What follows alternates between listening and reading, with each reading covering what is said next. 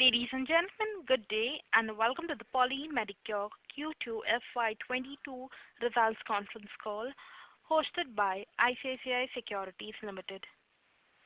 As a reminder, all participant lines will be in the listen-only mode, and there will be an opportunity for you to ask questions after the presentation concludes. Should you need assistance during the conference call, please signal the operator by pressing star then 0 on your touchtone phone. Please note that this conference is being recorded. I now hand the conference over to Mr. Mitesh Shah from ICICI Securities. Thank you, and over to you, sir. Thank you. Good afternoon, everyone. On behalf of ICICI Securities, I welcome you all to the Q2 and the first half of FY22 earnings conference call of Poly Medicure Limited.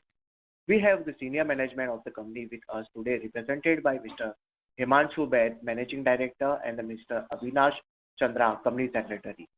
With this, I will hand over this call to Mr. Baid to the opening remarks. Over to you, sir. Thank you, Mitesh, and thank you, everyone. Good afternoon to everybody who's on the call today and to all the esteemed shareholders and friends. So I just would like to take you through the earnings of quarter 2 and the highlights of H1 of the current financial year. And just wanted to update that the net sales of the company grew by around 11% from quarter to quarter, from 199.63 crores to 223 crores. So there was an 11% increase. And if you look at H1 to H1 growth, so we grew the revenue from 350.85 crores to 415 crores. There was an 18% increase. So we are in line with our guidance for the whole year of 17 to 18% growth, which we had initially committed in the beginning of the year. And we continue to stand by that guidance that our overall growth will be 17 to 18%. Of course, there are a lot of headwinds right now which we face as a company, and the challenges are also on the supply chain. The current supply chain is badly affected because many imports, which Polymed has around 190 vendors, overseas vendors, and we import a lot of our 70% of our raw material which we use is imported from those 190 vendors which are around the world.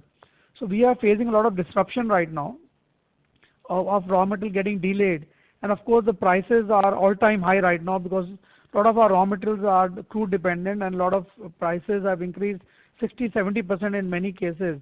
And even the packaging material which we use, like the paper carton boards and everything which you have to use for packaging of our products, that is also almost doubled. So we see a massive price increase, but we have also done a lot of cost rationalization, cost optimization. We have also increased pricing of customers sequentially. So that is helping us to maintain our margins, which what we have maintained right now. Of course, there is a pressure on the margins. Raw material cost, if we see in the quarter itself, has increased from close to 33% to 36%, which is overall of the sales price.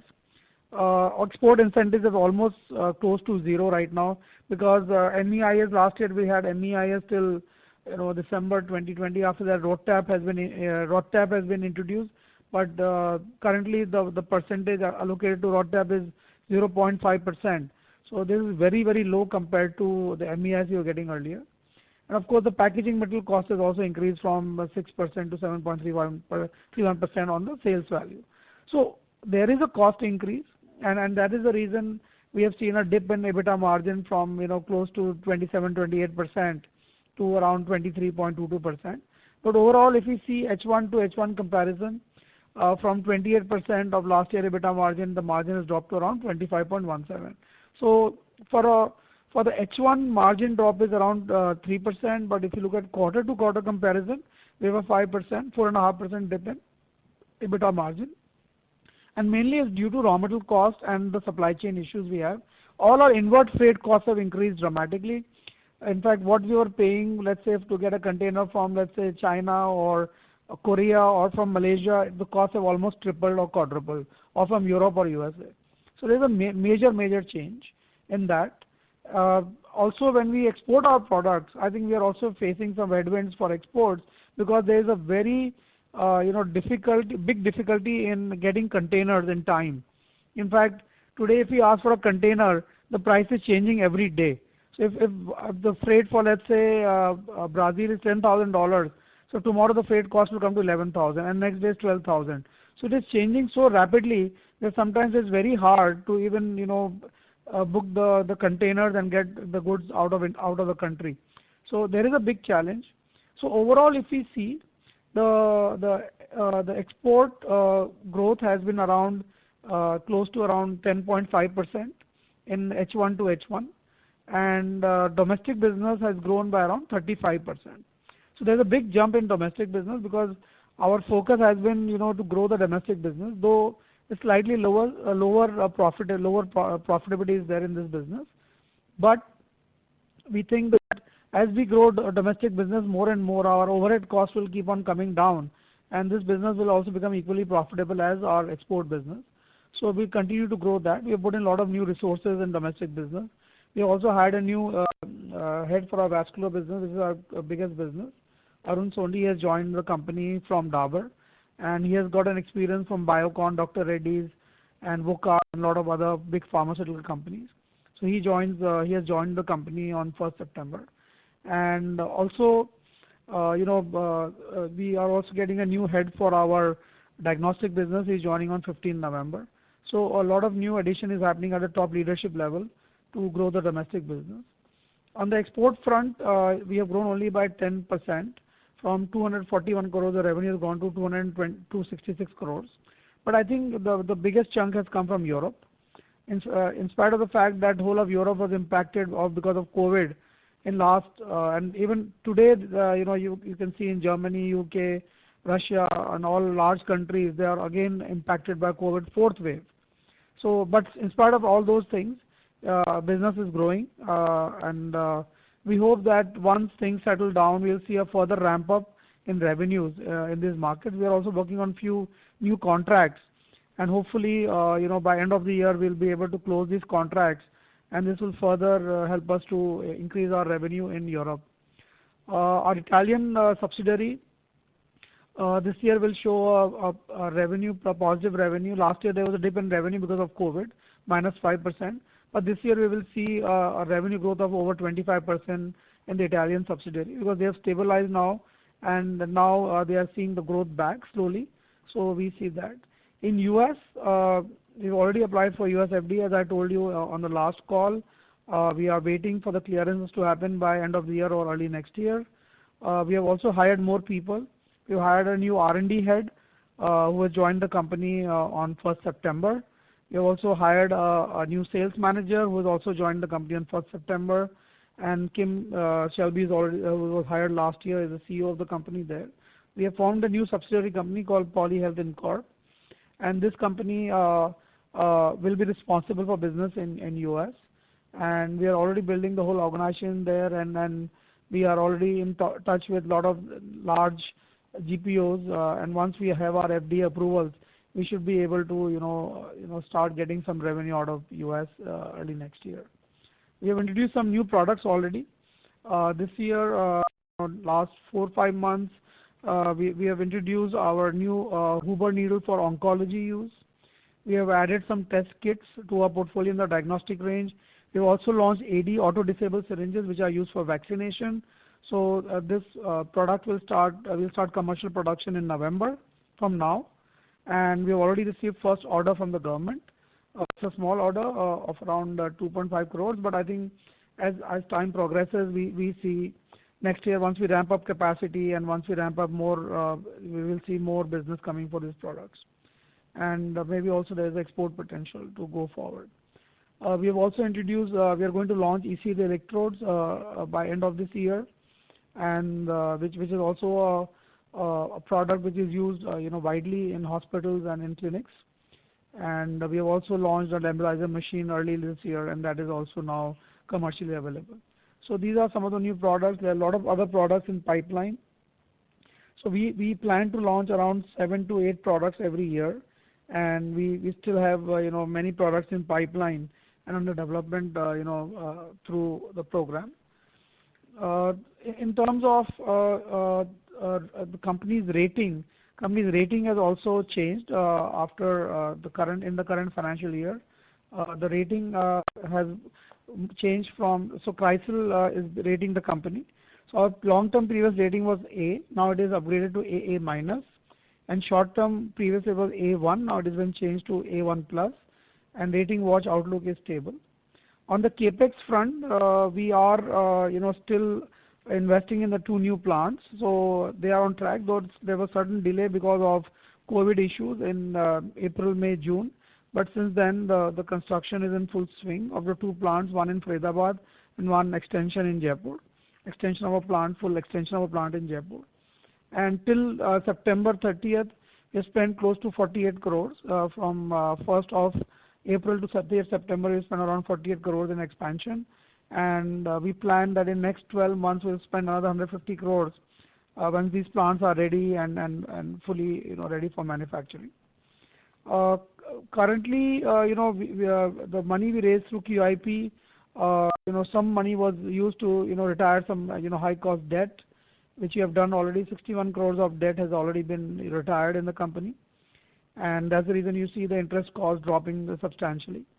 And also 48 crores has been used in capex. Of course, we have some increase in debtors, and also the raw material stock inventory levels increased in the current first 6 months. And the mainly reason is there's some delay in payments from the government right now. And also, I think also in the private sector, we saw some delay in payments from major hospitals. And also some export payments, people are looking for longer cycles.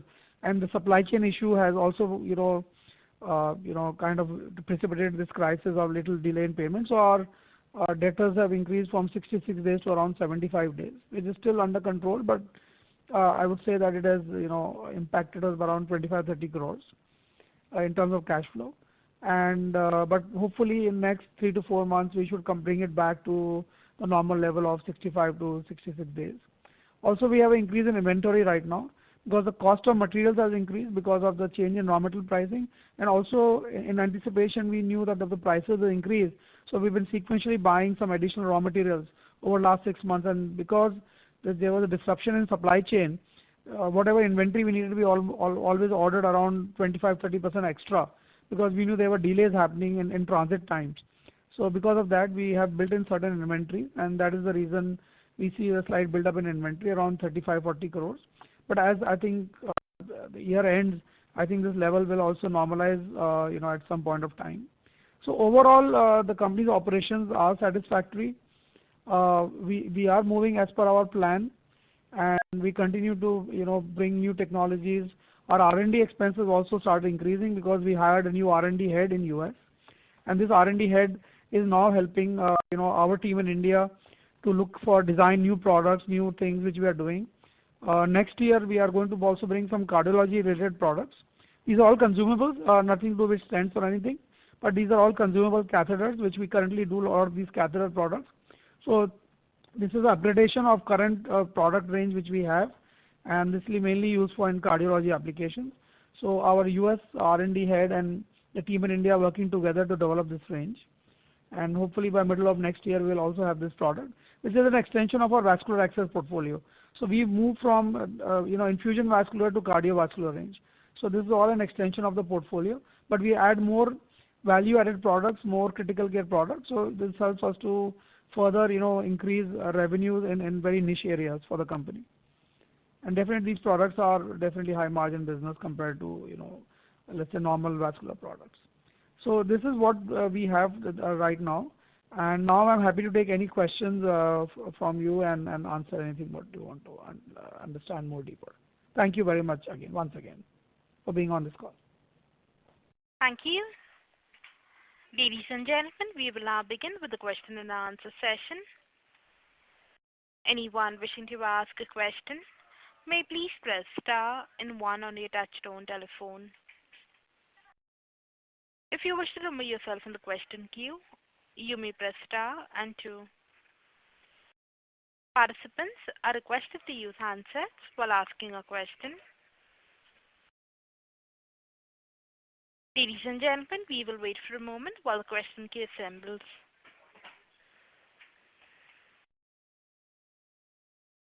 The The first question is on the line of Devesh, an investor. Please go ahead.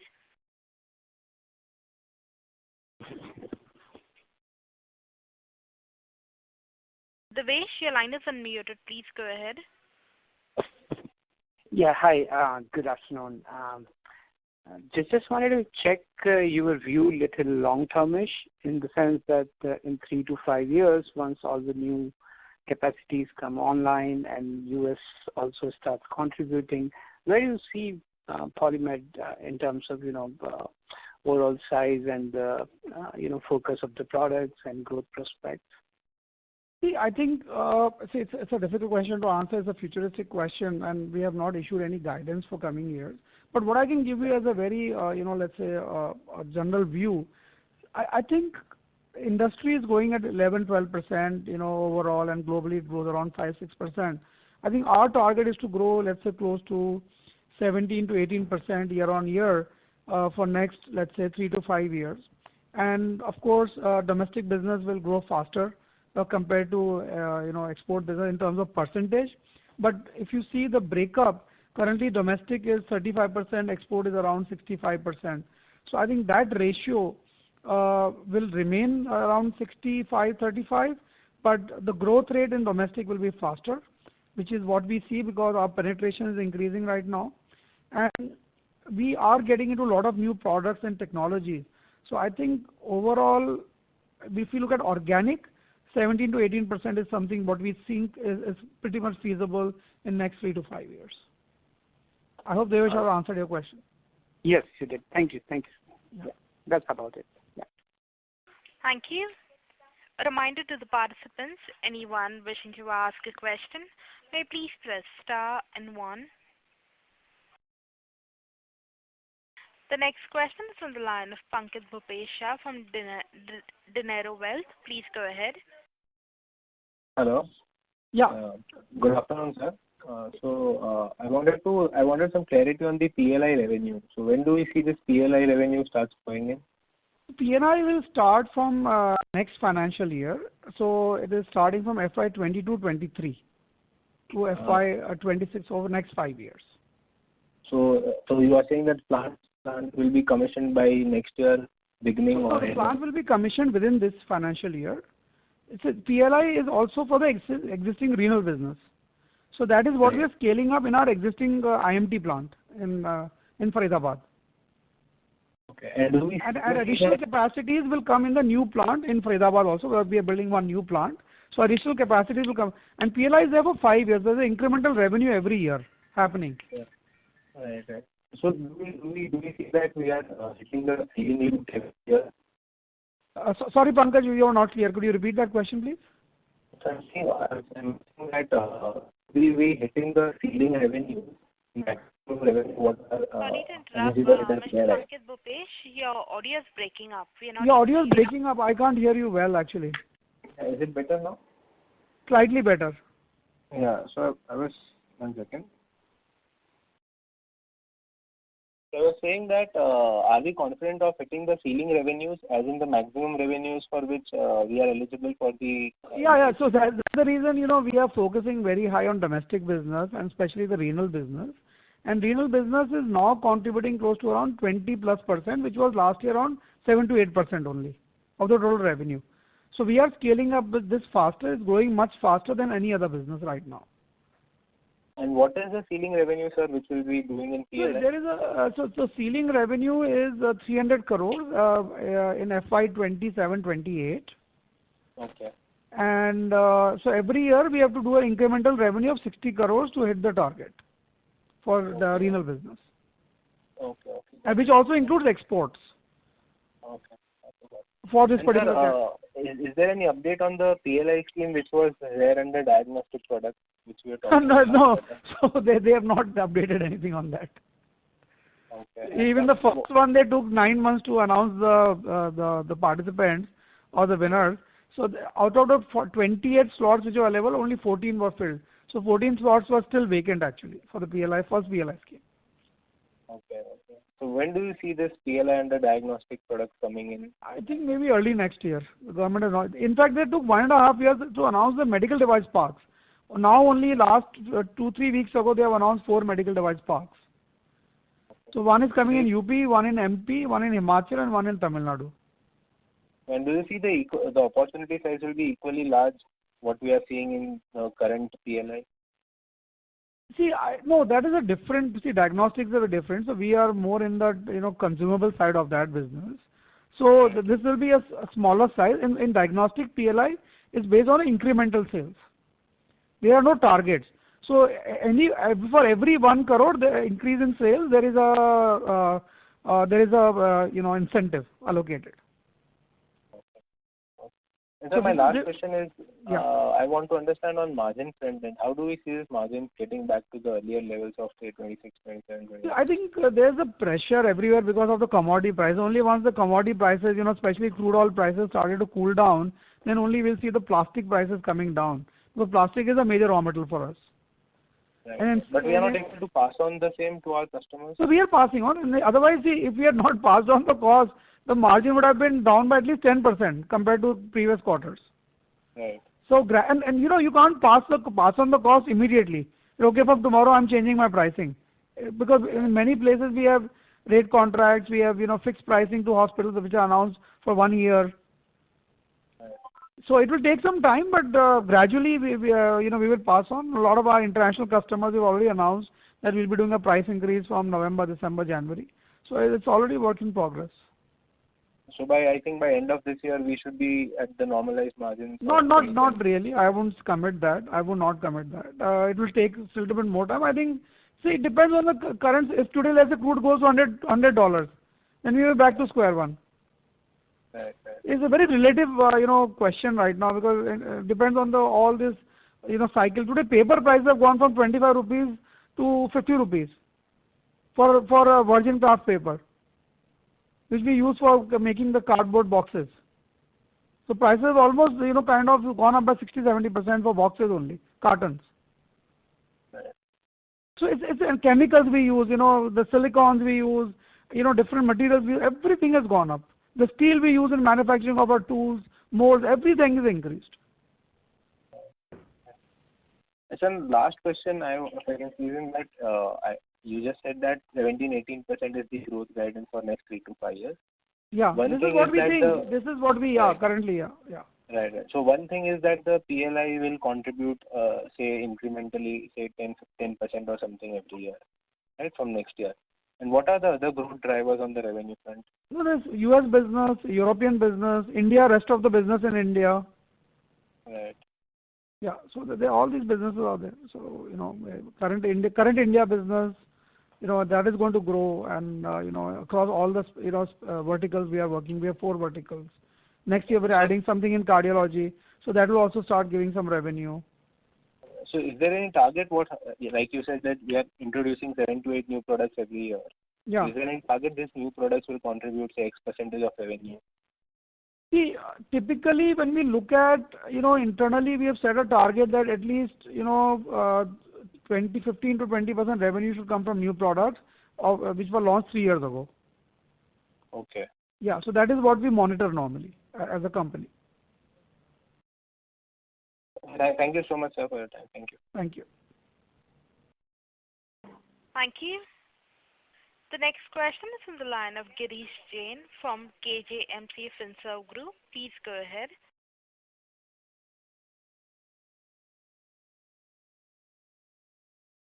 Girish, your line is unmuted. Please go ahead. Mr. Girish Jain, your line is unmuted. Please go ahead. Hello, can you hear me? Yes, sir. Yes, I can hear you, Girish ji. Yeah, Himanshu ji, I wanted to just get some more flavor on the US business. Yeah. If you can share anything in the public domain in terms of which products are we going to concentrate on, and like you mentioned, some FDA approval is expected by the end of the calendar year, right? Yeah, correct. So Girish ji, our focus will be on infusion products first, because that is our core portfolio and core business, infusion vascular products. Because 70% of revenue comes from that business totally, if you see the overall revenue of the company. So we are going to focus in that segment first. And then we have identified certain products which are, let's say, class 1 devices, which doesn't need a very stringent US FDA approval. So we'll be focusing on those kind of products. So that is also on the cards. And then of course we are developing some new products, which we think could be suitable for the US market, special catheters. And this will take some longer time, maybe 12 to 18 months. But we have already started working on those kind of devices also.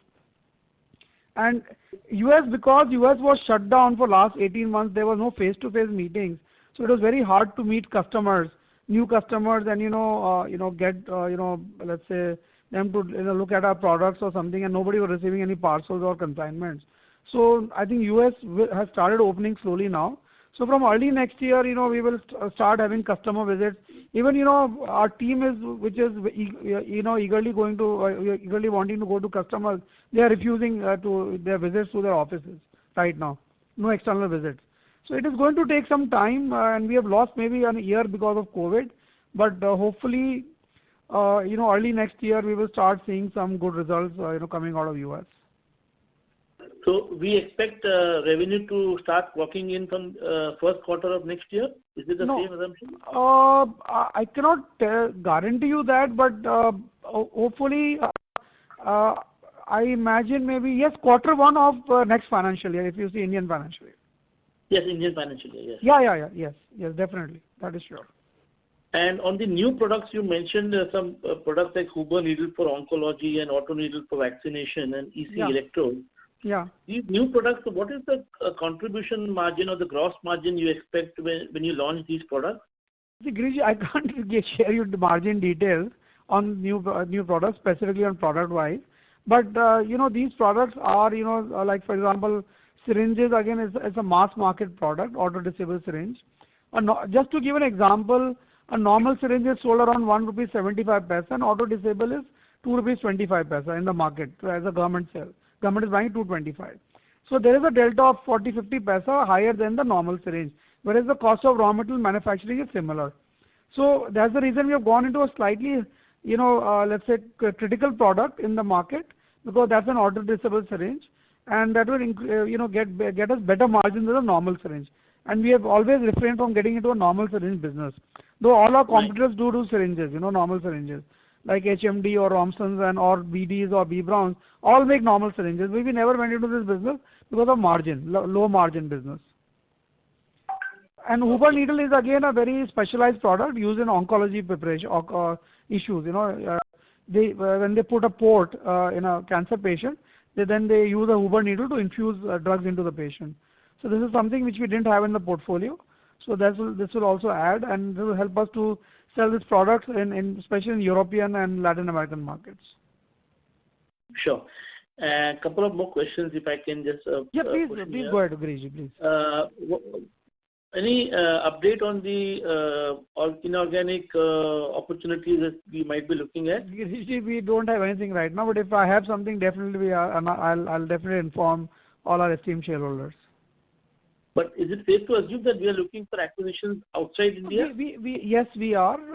In India, there's nothing available which we think is suitable for us, and so we are looking for, especially for technology-based acquisitions, which may be in Europe or in US. Europe or US. Okay. And last housekeeping question: what is the current debt level? I think we have used 100 crores approximately from the fund which we have raised, QIP. Yeah, we have used 100 crores. The current debt, if you see, including long term and short term, I can give you a maybe idea on long term and short term both. Can you just give me 1 second, please?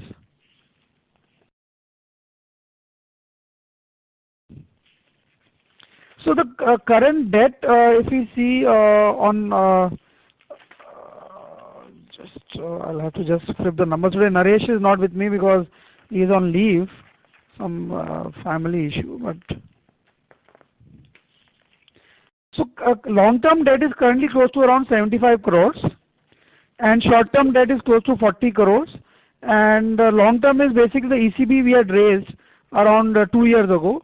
And that is so exactly, it is at 1.35%, the ECB we raised, and we'll have to pay over next 3 years. And working capital is close to around 40 crores basically. And we would be having some 300 crores in the balance sheet cash left. Yes, correct. We have around 350 plus crores of cash. Okay. Thank you so much and all the best. Thank you, Giriji. Thank you. A reminder to the participants, anyone wishing to ask a question, may please press star and 1.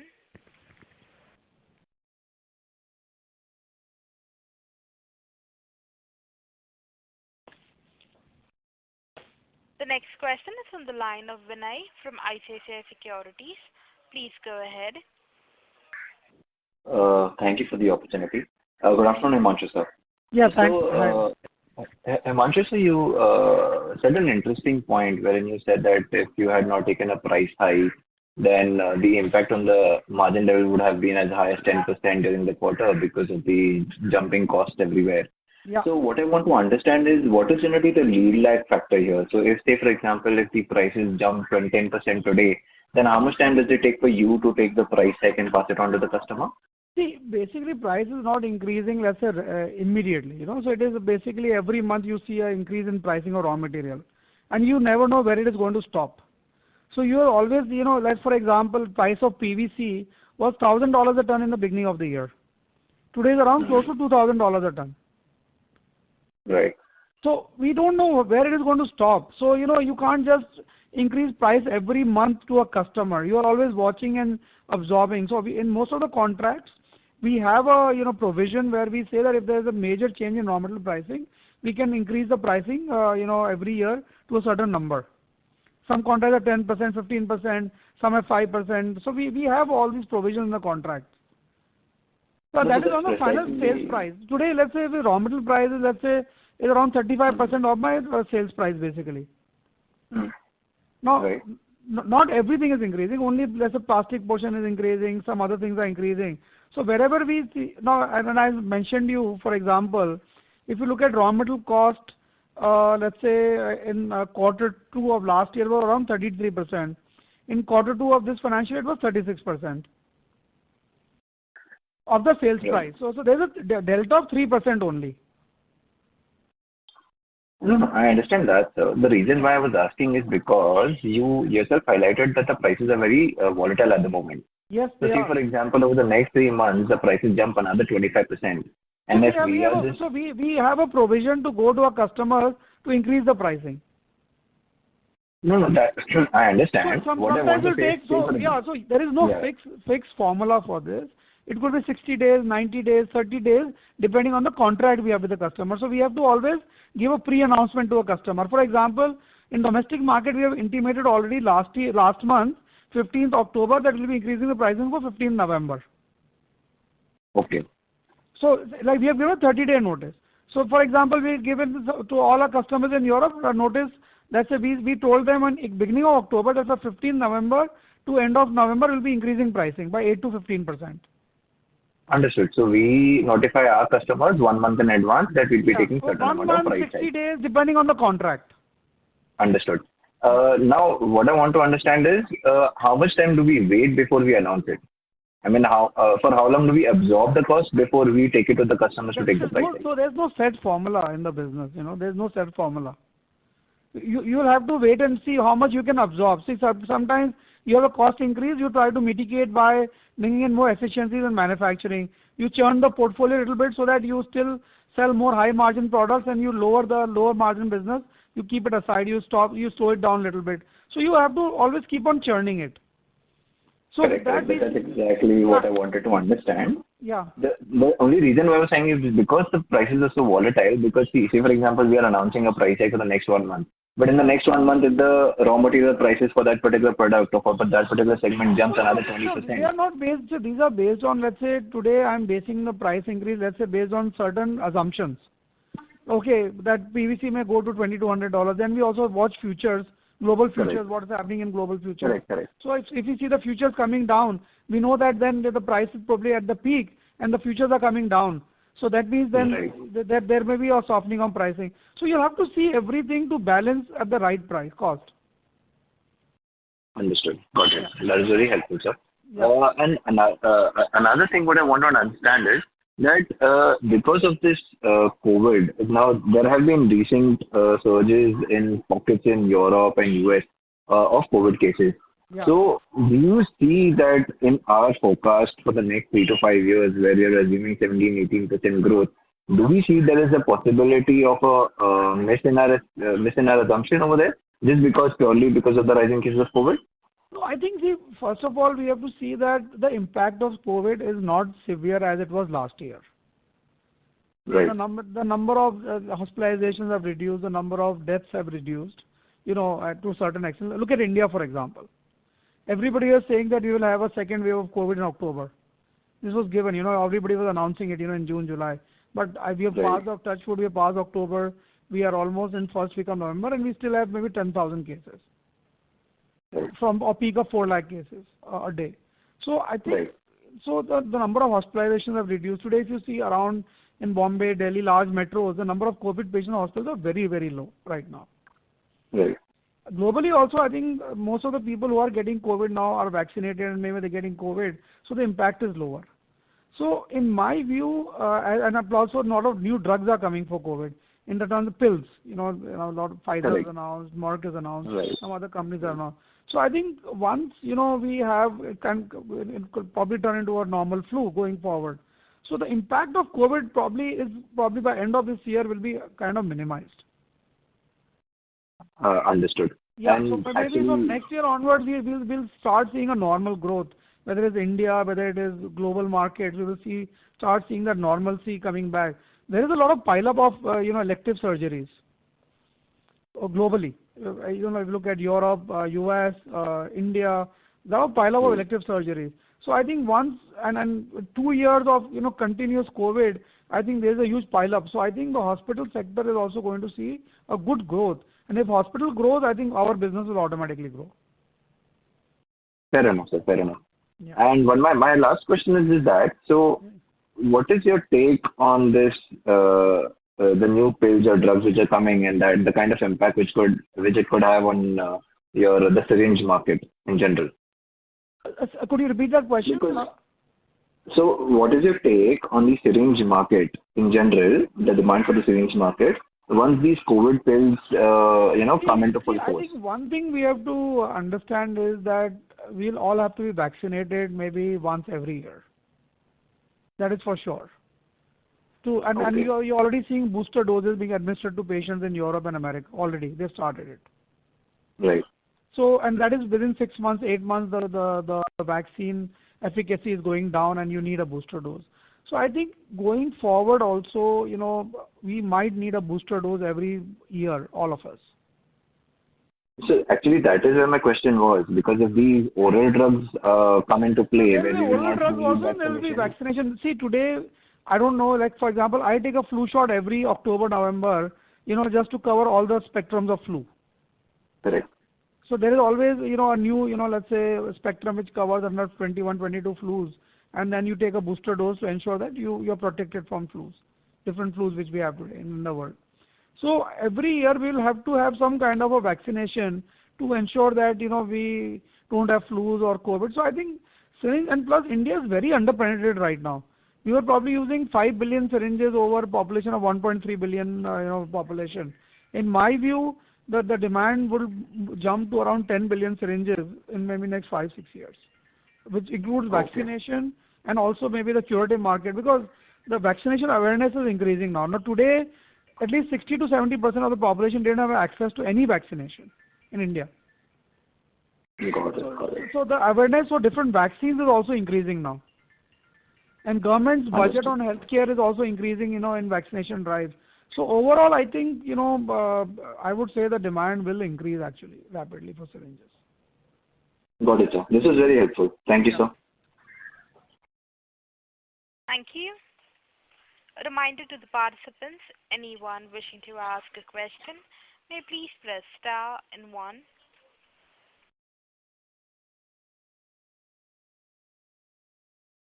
The next question is from the line of Mitesh Shah from ICICI Securities. Please go ahead. Thanks for taking my question.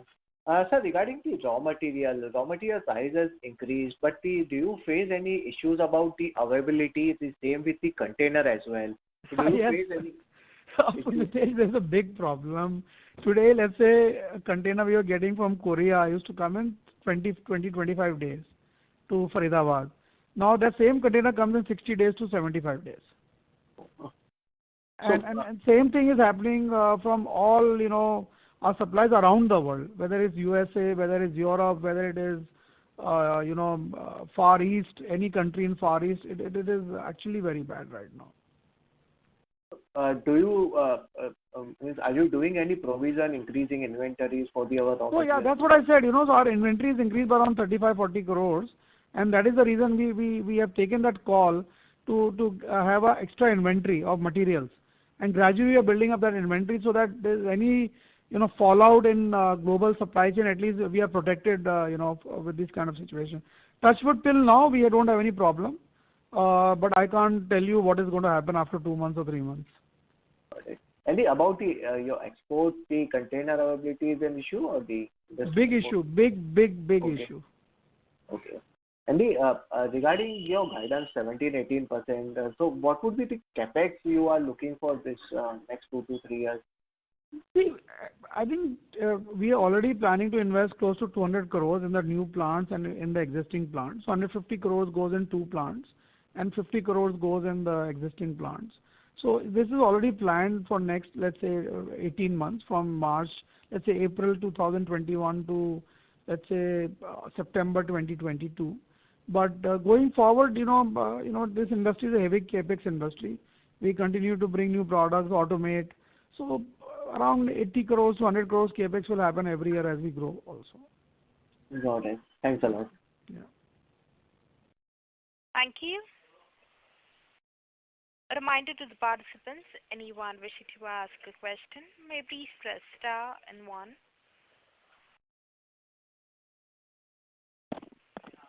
The next question is from the line of Tanush Mehta, an individual investor. Please go ahead. So my question pertains to 2 things. First thing is that, sir, we are present in the consumable parts of the medical devices sector as a whole. Yeah. And here, sir, we are, majorly being competed by the unorganized sectors, because especially in country like India or China, where unorganized or unbranded players have a major hold because of low pricing or quality or whatever we say. So how do we counter them on a global level and for the time being in India as well, because right now we have threats not only from China but also from the unorganized sector present in India. So I think there are 2 parts to this question. So first I'll tell you is that, see, we are in business for last 25 years, almost 25 years. So these threats are not new or something which has come up today or they were not there yesterday. So this is an ongoing process, an ongoing industry. What changes have come in? First I'll talk about the industry or local industry. So now from 1st of October 2021, all medical devices have come under regulation. Earlier only 35 medical devices were regulated. Now 3,000, close to 3,000 devices are under regulation or in the process of getting regulated. And if you go to CDSCO's website, you will see how government has come in as a staged regulation that, let's say, within this year, all critical care devices which are class C and D will get regulated, and another 1 year. So by 2023 September, all medical devices will get regulated in the country. That means all unorganized imports or unorganized manufacturing will stop, like the pharma industry. Like pharma, last 10 years ago, when this whole industry was regulated, all unorganized sector has kind of vanished. So the same thing will happen in medtech sector also.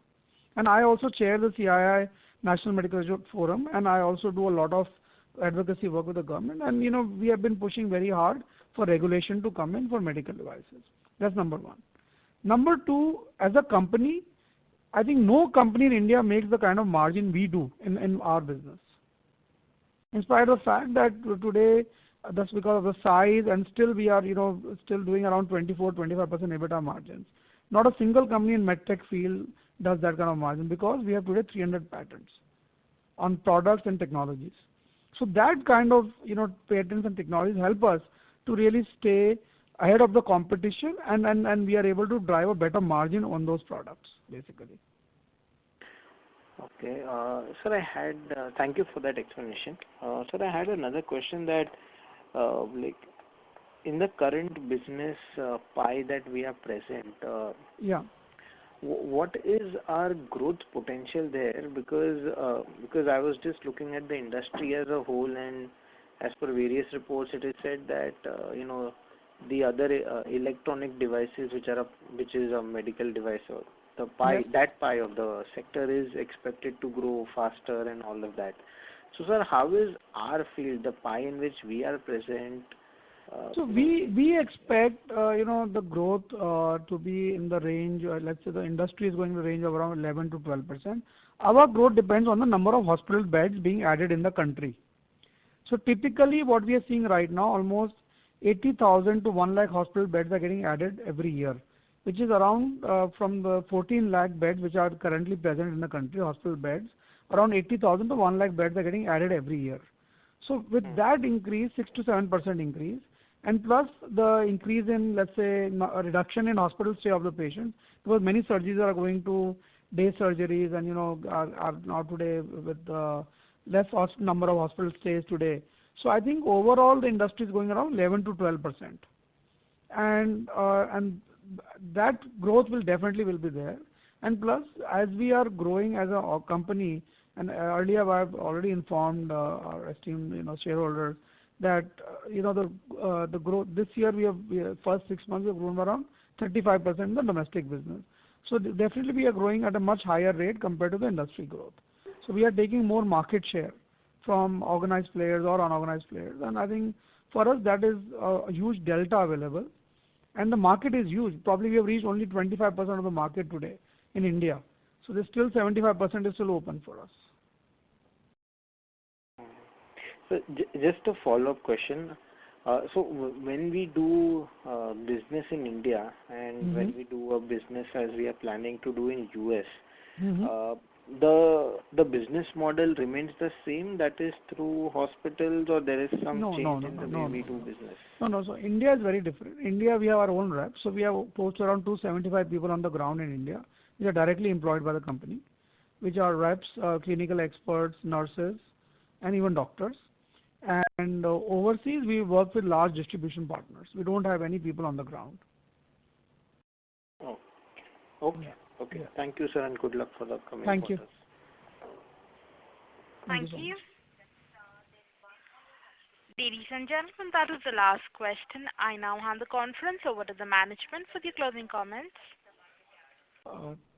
Thank you once again, everyone, for being on the call. And if you have any follow-up questions, please do send an email to our company secretary or to our CFO, Mr. Naresh Vijay, and we'll be happy to answer them. And thank you again for your support and confidence in the business. Thank you very much. Thank you. Ladies and gentlemen, on behalf of ICICI Securities Limited, that concludes this conference call. We thank you for joining us, and you may now disconnect your lines. Thank you.